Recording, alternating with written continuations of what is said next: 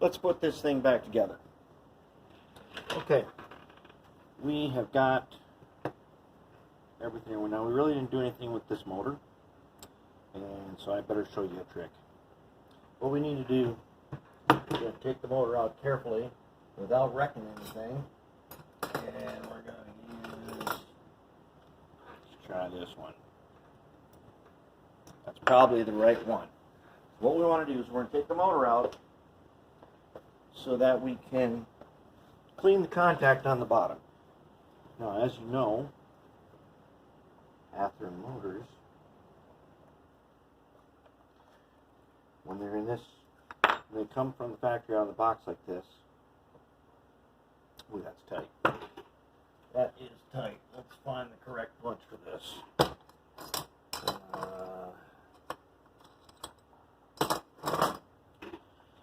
Okay, it's got these, there are motor mounts in here. They're kind of a rubbery something. They can get hard over time. Yeah, these guys are tight. So, you wonder why I have all these giant nuts here. This is one of the reasons why. Set it up just like that. Let's see if we can't. There we go. Let's do a tap. Carefully, let's do a tap.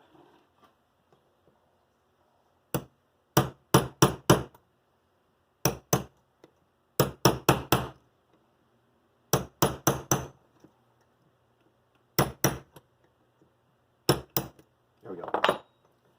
Should take it out. Oh, still got one mount in there.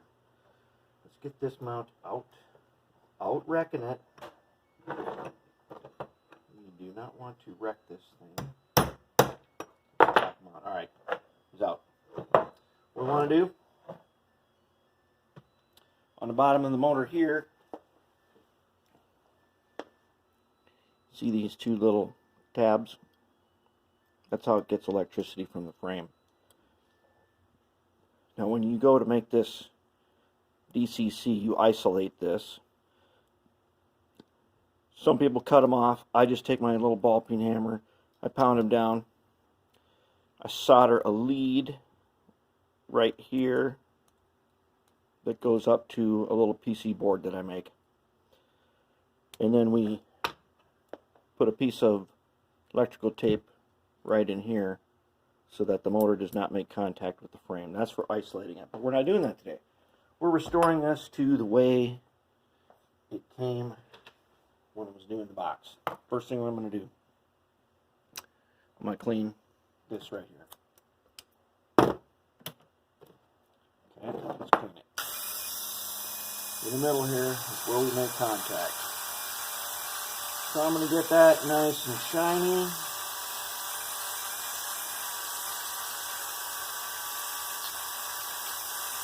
Nice and clean. Then, this is really clean, but I'm going to hit these contacts.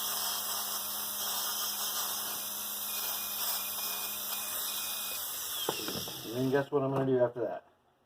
Right here again, ox guard. I'm going to ox guard it so that it stays that way. A little on my finger. That's probably, that is way more than I needed. But I'm also going to do it here. Let me get on this whole thing so it does not, it's not going to tarnish. So when I come back later to isolate this motor, it'll be easy to clean that. Okay, so now I've got that ready. Now I'm going to show you a trick.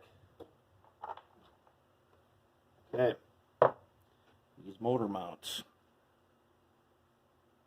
can be a bit tricky to put back in. What do I got here? Chapstick. Okay, take a little chapstick on the motor mounts. We're going to test them.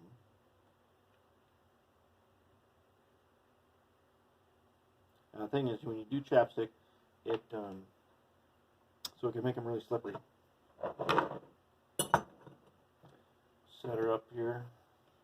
Can make it a little tricky to keep them in there. They go in super easy like that, Just want to make sure that they're nice and seated. And that one is. Okay. Tricks of the trade. Ooh, nice seat. They seat in there really nice. And now we go to push them out. Out they come, no problems. Okay, there we go. Okay, out they come with no problems. That is the chapstick secret. Okay, so now let's put them on the motor. They just go on there like that. They've got their chapstick ready to go in. There is a socket here towards the, you can always tell the front end of any blue box by the light bracket right here. That's how you know which way is front. Okay, now let's get this in here and let's get it seated. You may have to push just a bit, not with that guy though, use a big screwdriver. Push just a bit, get seated. There we go, feels nice. Okay. Motor's back. It's ox guarded. Ready. It's got good contact. Now, here's our spring clip. Again, I'm going to clean it on the underside here, because this is where it makes contact with this piece right here. So we want that nice and clean.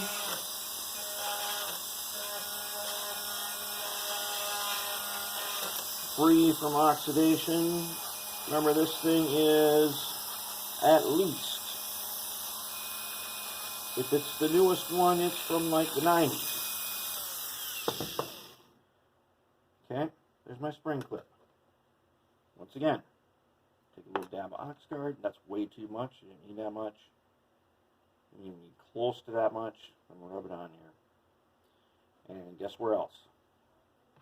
I need to clean the parts where it's going to touch brackets on the truck.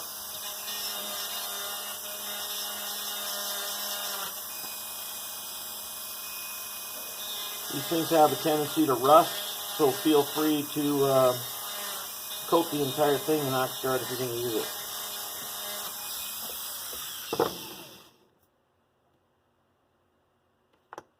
Coat this whole thing if you want to. You can do this whole piece.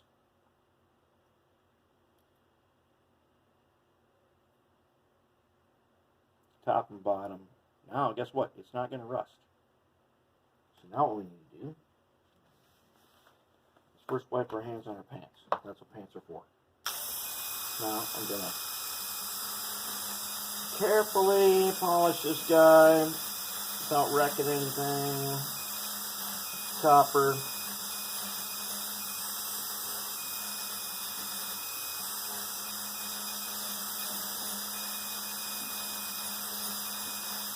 Okay, it's polishing up nice. That's good enough. Close enough. Once again, take the Oxguard, coat it. There we go. Ready. So, what do we got to do? Now, we have already Oxguarded underneath. So now we're going to take our trucks. How do you know which way the trucks go in? Well, I'm just going to tell you that when the locomotive is facing, you're looking at it like this. To the right, put the front. Okay. Put these clips facing you. So, let's take off the drive shaft. Let's get this guy seated. Nicely.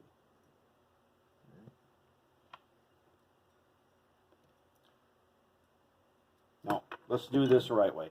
I'm doing it wrong. I'm showing you wrong how to do it. Take the worm out. So let's do it the right way. Take the worm out. Set it on there. Okay, it fits just like that. Now the two Oxguard surfaces are mated together. Okay, the worm has a, let's put the drive shaft on the worm first.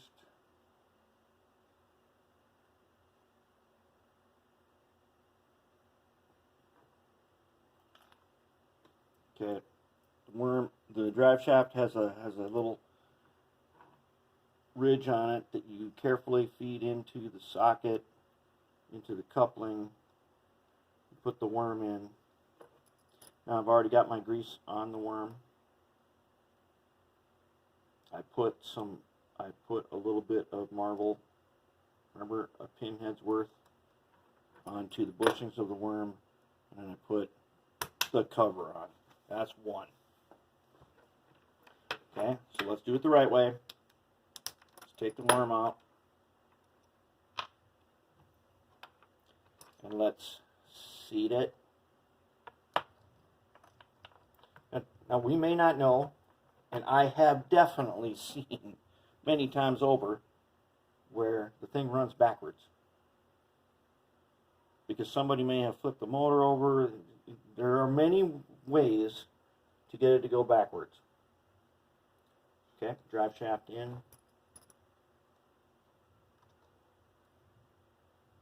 Worm is greased. The bushings, or thrust washers, have a dot of pinhead of oil on them. Z's in. There we go. Now, we previously put ox guard on these. We have it on here. Now we have it on the spring clip. Now the spring clip, they're different lengths, so just figure out which way it's going to fit in there. That looks about right. Slip it under, put it in place. Does it make contact? That's a spring clip. Looks like it's making contact. So let's try it. We should be ready to roll here. Let's put it on the track. Now, as we are looking at it, that way is right. This is the front. There's a light bracket. We turn on our power pack. We set the arrow pointing to the right. When we give it some juice, see it's starting to turn. It should move to the right if we have done it correctly. Oh my, look at that. Can you believe that? Listen, look at that. Look at that. I'm going to have to say, it sounds good too. Now, we should be putting this on the test loop and letting it run around for a while. Because remember, we found where someone had deactivated the middle axle on one truck, possibly to solve some problem. I ain't seeing it.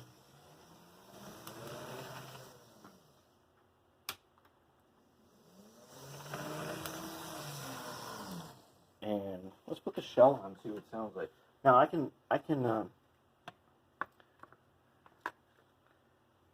add a little bit of weight to the shell, or there's tons of room in here to put stuff in here if you're doing DCC.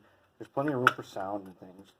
But if you use this goop, if you're attaching things like lead weights, use goop, because when you want to take them out, you can pry them up. When you don't want them, when you want them to stay, they will stay. Goop is really rubbery, so it cleans up too. You will not have a bunch of glue. You just pull it up. It's like rubber cement, but really thick. So I could put some stuff in here to dampen the sound. I could add a few lead weights up in there. Maybe anything that I want to goop to the inside of this shell. It will help dampen the sound. So let's check her out. Oh my Lord, look at that. What happened? With the spring clip, not hardwired. Not hardwired at all. Sounding good. Rolling good. All right, so that's it. that is how you do it. Pristine, out of the box. That's how it should be. And now it's going to stay good like that since we have taken preventative measures against future oxidation. It's going to stay like that for decades, and it'll be good to go.